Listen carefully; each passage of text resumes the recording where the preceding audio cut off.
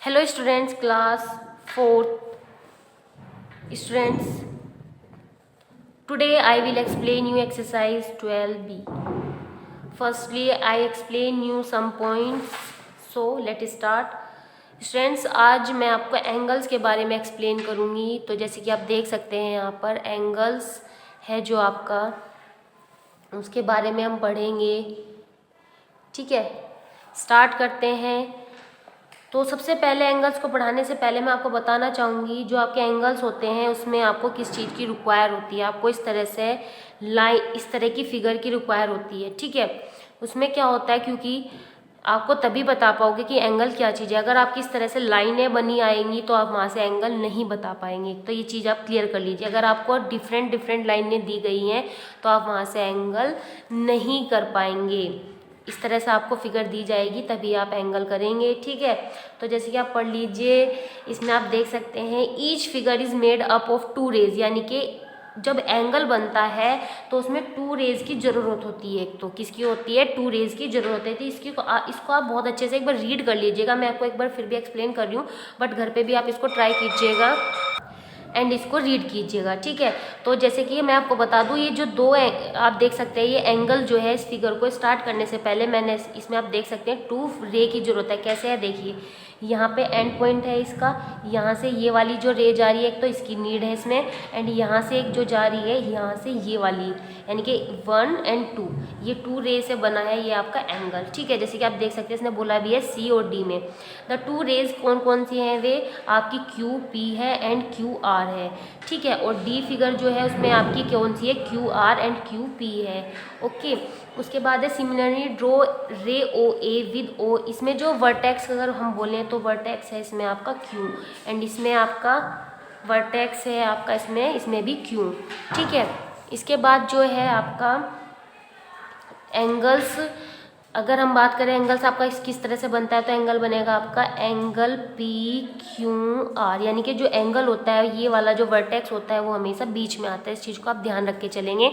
जो आपका ये वर्टेक्स वाला पॉइंट होता है हमेशा बीच में आता है। जो आपकी ये जो साइड में जो रे होती है, या तो आप आर को पहले लिख लीजिए, पी को बाद में। अगर ये आपके डिफरेंट हो जाता है कि अगर इसमें बात करें कि दो अलग तरीके से एंगल बताओ, तो एक तो हो जाएगा आपका आर क्यू पी, ठीक है, और एक हो जाएगा आपका एंगल पी क्यू आर। ठीक है, ये इस तरह से आपके डिफरेंट एंगल हो जाते हैं बताने के लिए। ये आपको जो मैं चीज़ समझाऊंगी आपको एक्सरसाइज बहुत इजी हो जाएगी करना। अब यहाँ से देख लीजिए एक बार, जैसे कि आप देख सकते हैं इस तरह की फिगर यहाँ पे दी है। इन्होंने बताया ये आर्म यानी कि इनकी भुजा है, यानी कि एक तरह से ये क्या है, रे है, एंड ये क्या है, वर्टेक्स है।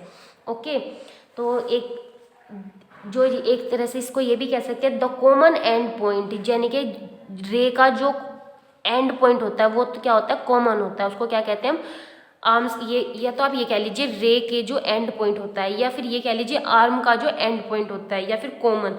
ठीक है, इसको हम क्या कहते हैं, वर्टेक्स कहते हैं। Two rays are line segment, यानी कि जो रे होती हैं आपकी एक तरह से ये लाइन सेगमेंट टाइप, ये आपकी क्या होती हैं, आर्म्स होती हैं। ठीक है, अब हम इसको एक्सरसाइज को आगे बढ़ाने से पहले एक बार कुछ और 2-4 पॉइंट है वो भी देख लेते हैं। अब आपने देखा होगा अपने आसपास चारों तरफ, many object around us give us idea of an angle, यानी कि कुछ हमारी तरफ जो चारों तरफ चीज़ें हैं वो भी हमें एंगल के आइडियाज़ देते हैं।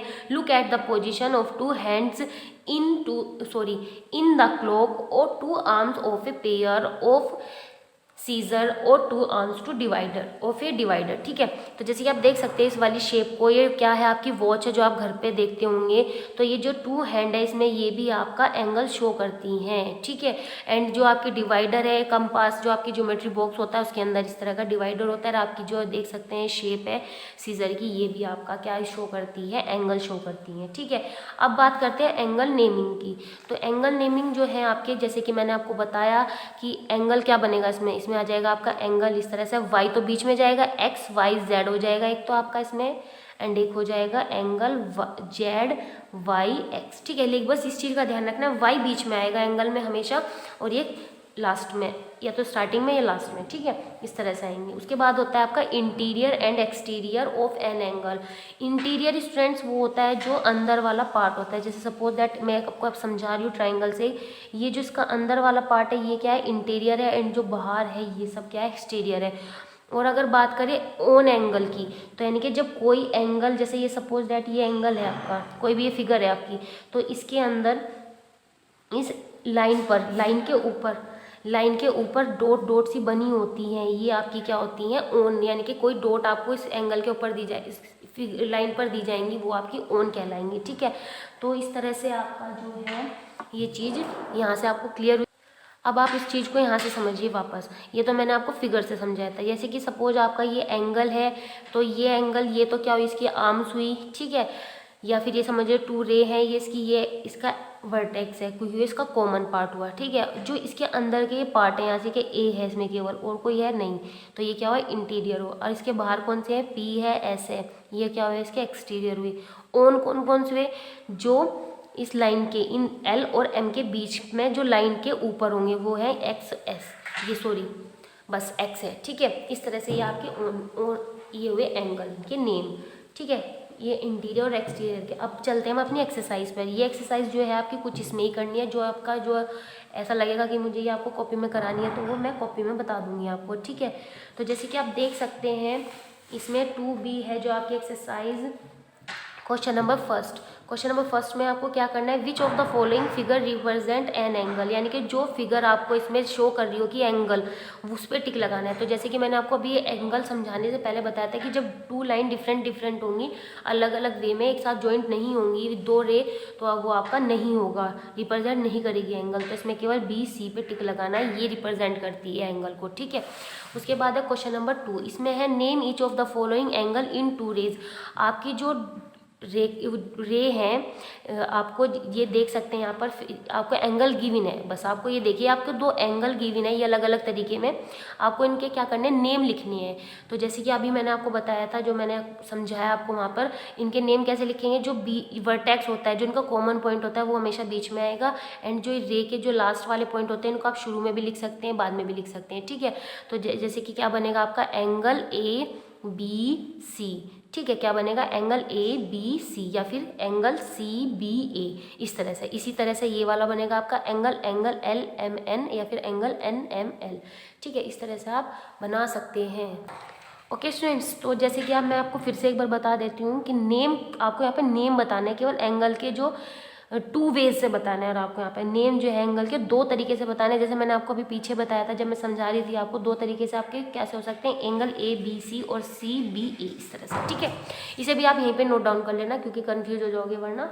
तो इसको आप यहीं पे फिल कर लेना, ये मैंने बुक में ही कराया। आप जब रफ प्रैक्टिस करोगे इसकी, तो आप रफ में भी लिख सकते हो। ठीक है, फेयर मत करना, यहीं पे कर लेना फेयर। उसके बाद है क्वेश्चन नंबर थर्ड में आपको क्या करना है, name the vertex and the arms each of the angle shown below. आपको जो एंगल दिए हैं नीचे की तरफ, इनको जो शो किए गए हैं, इनकी आपको वर्टेक्स बतानी है और आर्म्स बतानी है। तो जैसे कि आपको पता है कि जो बीच वाला क्या होता है, वर्टेक्स होता है, ये क्या है, इसकी आर्म्स है। तो वर्टेक्स E हो गई, आर्म्स कौन कौन सी हो गई आपकी, ED और EF। इसी तरह से आपकी ये बाकी के ट्राई करना है। एक मैं आपको D वाला और बता देती हूँ। वर्टेक्स इसमें क्या हो गया आपका M, एंड ML और MN आपकी क्या हो गई, आर्म्स हो गई। ठीक है, अब है question number 4। How many angles are formed in each of the figure given below also name. यानी कि आपको जो फिगर दी गई है, इनके एंगल कितने बन सकते हैं, यहाँ से कितने बन सकते हैं। तो जैसे कि आप देख सकते हो, एक तो एंगल आपका ये बन रहा 1, मेरे साथ काउंट करेंगे कितने बन रहे हैं, देखो 1, ठीक है, फिर 2, 3 तो ये बन गए। अब 4, 5 एंड 6। ठीक है, इसी तरह से आपके BC आप सेल्फ करना। ठीक है, तो यहीं पे लिख देंगे हम यहाँ पे एंगल जितने भी बन रहे हैं 6। अब है क्वेश्चन नंबर 5। क्वेश्चन नंबर जो 5 है आपका, इसमें क्या करना है, mark 3 points RST which are not a line. यानी कि आपको 3 पॉइंट मार्क करने हैं, लेकिन वो लाइन में नहीं होना चाहिए। इस तरह से लाइक मैं आपको बता देती हूँ, इस तरह से पॉइंट वे लाइन में नहीं होने चाहिए स्ट्रेट। ठीक है, उन्होंने कहा कि मार्क करने 3 पॉइंट। अब उसने आगे क्या बोला, अब इसको देखते हैं। आगे उसने बोला है कि ड्रॉ एंगल RST, यानी कि आपको एक एंगल ड्रॉ करना है इस तरह से। ठीक है, अब उसने क्या कहा है, फिर नेम दिया उनको RST, name the vertex and 2 arms of the angle so formed.